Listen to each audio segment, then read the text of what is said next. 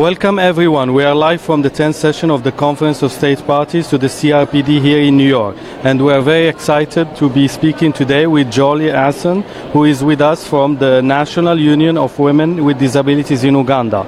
As a women's disabled people's organizations, they have been involved in monitoring the national implementation of the CRPD. Ms. Acen, thank you so much for taking the time.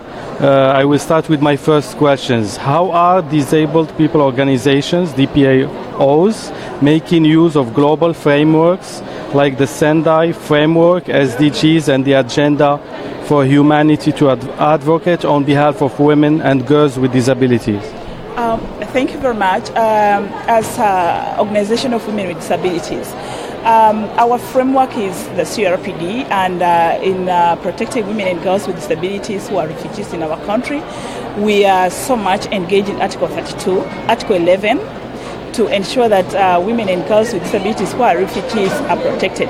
And in line with the Sustainable Development Goals of leaving no one behind principle, it's one of the things that we use to ensure that we empower women and girls with disabilities who are refugees to understand their rights, to enjoy their rights, and also to know that they are protected by human rights framework. The Sendai framework of 2015-2011, it's a very good framework because it strengthens the implementation of SDGs as well as the CRPD at a local level.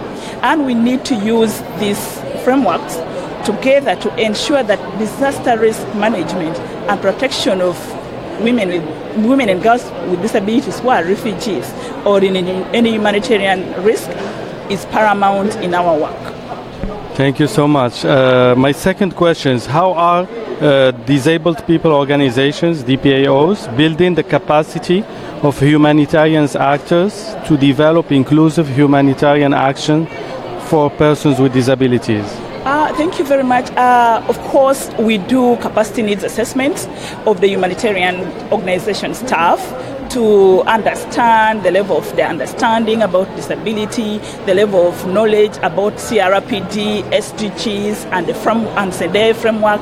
And then we develop a tool that is tailor-made to their interest. We train them on the needs of persons with disabilities, we train them on different categories of disability, and we train them on this human rights framework, which is a tool that is guiding everything.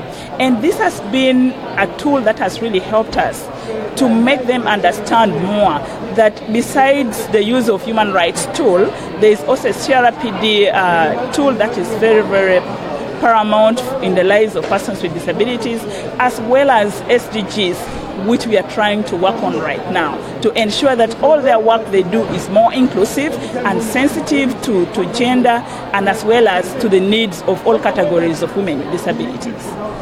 Thank you so much, and thank you so much again for taking the time to speak with us today, and we hope to see you next time in the next conference. Thank you.